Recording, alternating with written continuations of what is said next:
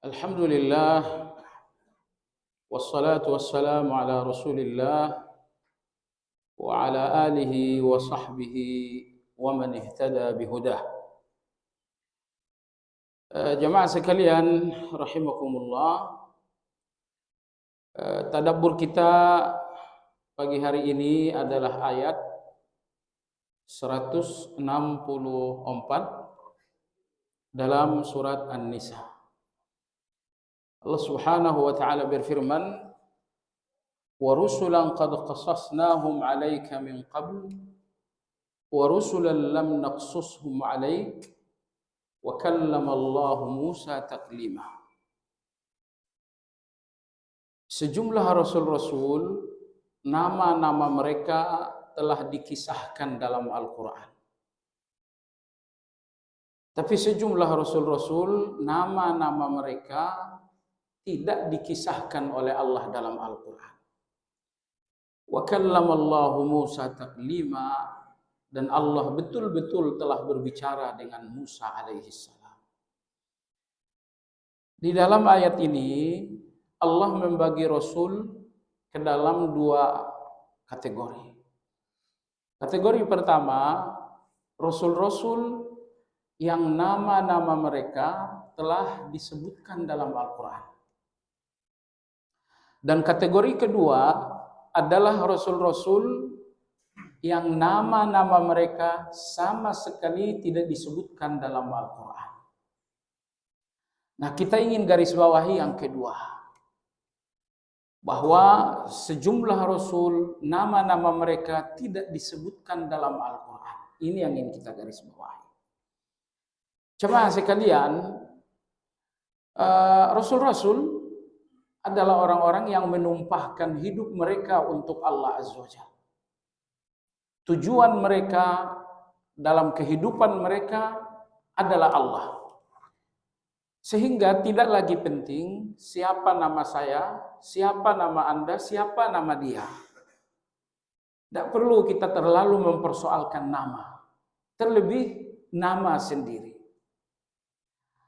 Apakah Nabi Nuh misalnya, kemuliaan Nabi Nuh akan bertambah karena Anda menyanjung? Ataukah misalnya nama Nabi Nuh akan menjadi kurang mulia karena Anda tidak memuji? Sama sekali tidak. Pujian Anda tidak akan menambah kemuliaan mereka. Ketika Anda pun diam 1000 bahasa tidak menyanjung, kemuliaan mereka itu pun tidak akan berkurang. Nilai nama Anda bukan dalam sebutan manusia, tapi dalam sebutan Allah Azza wa Jalla.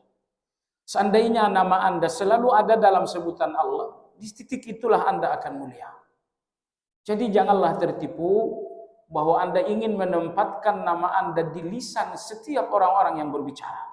Anda tertipu. Anda sedang menghancurkan diri sendiri. Jemaah sekalian yang saya hormati, kalaulah tujuan Anda agar nama Anda selalu ada dalam ucapan Allah, maka Allah berfirman, "Fadhkuruni adzkurkum." Sebutlah aku, niscaya aku pun akan menyebut kalian. Semakin Anda menyebut nama Allah, semakin Allah lebih sering lagi menyebut nama-nama Anda. Jemaah sekalian yang saya hormati, ketika Nabi Shallallahu Alaihi Wasallam melaksanakan perjanjian Hudaybiyah, ketika itu beliau bersabda, "Antum khairu ahlil ard."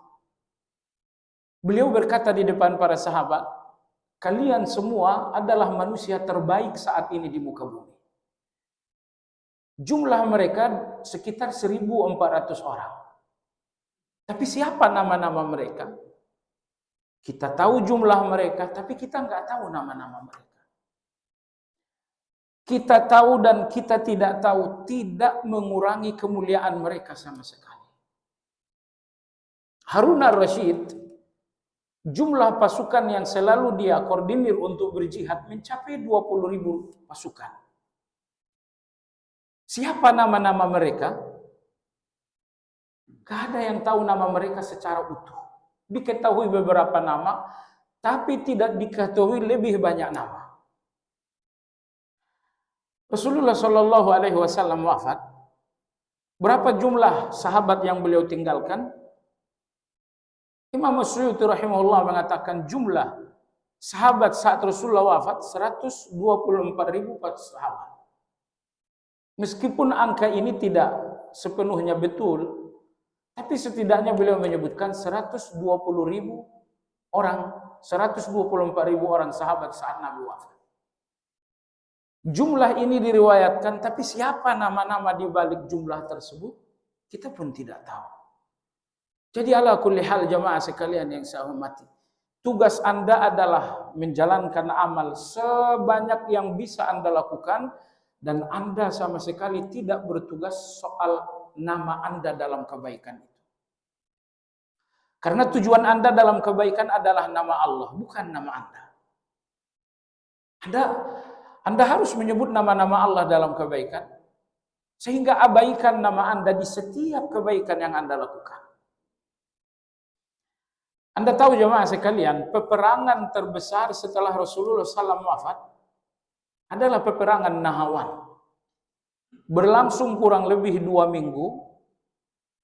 Peperangan yang berakhir hilangnya kekaisaran Persia, negara adikuasa saat itu.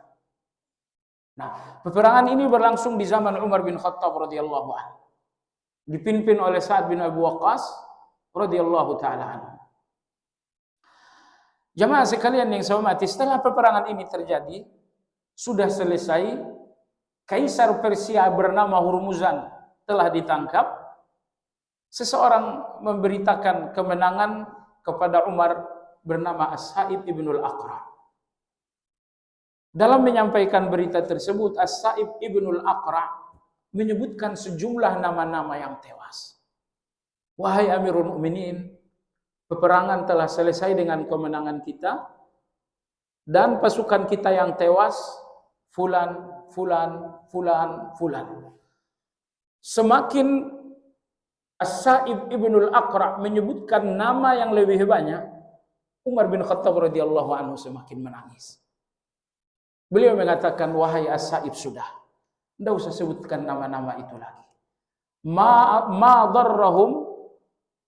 darruhum alla ya'rifuhum Umar. Nama-nama ini tidak membutuhkan dikenal oleh seorang Umar. Artinya nama-nama ini saya nggak kenal. Tapi memang nggak perlu nama-nama ini dikenal oleh seorang Umar. Yang terpenting nama-nama ini telah dikenal oleh Allah Subhanahu wa taala. Oleh sebab itu jemaah sekalian yang saya hormati, terkhusus kita yang saat ini sedang menumpahkan waktu, menumpahkan kesungguhan kita untuk ibadah, ingat, tujuan Anda dengan segala kebaikan, tujuan Anda dengan segala ibadah adalah meninggikan nama Allah, bukan meninggikan nama sendiri. Imam Ibrahim ibn Adham rahimahullah ta'ala beliau mengatakan, ma sadaqallaha man ahabba syuhrah. Tidaklah seseorang jujur kepada Allah sepanjang dia mempersoalkan namanya dalam kebaikan. Di mana nama saya? Oh saya. Orang-orang yang selalu menyebut nama atau menyebut saya dalam kebaikan, beliau mengatakan orang seperti ini tidak dinamakan jujur kepada Allah Subhanahu wa taala. Imam Hasanul Basri rahimahullah mengatakan, aku telah bertemu dengan lebih 70 orang sahabat Nabi sallallahu alaihi wasallam. Semua sahabat Nabi alaihi salatu wassalam, sepanjang satu kebaikan bisa dilakukan secara tertutup, mereka tidak akan melakukannya secara terbuka. Jadi Abu Bakar, Umar, Uthman, Ali, kalau Anda ingin kebaikan mereka secara terbuka, mungkin Anda nggak akan menemukan itu terlalu banyak. Karena kebaikan para sahabat ditemukan dalam kesendirian mereka, bukan di dalam lahiriah mereka. Apabila mereka sampai kepada kesunyian, apabila mereka telah berada dalam kesendirian, disitulah para sahabat menumpahkan segala ibadah dan kebaikan-kebaikan mereka. Sebab itu jemaah sekalian, orang-orang yang ingin meninggikan namanya melalui satu kebaikan, jatuh dalam dua penyakit. Penyakit yang menghanguskan kebaikan itu. Penyakit yang pertama adalah ujub. Penyakit yang kedua adalah takabur.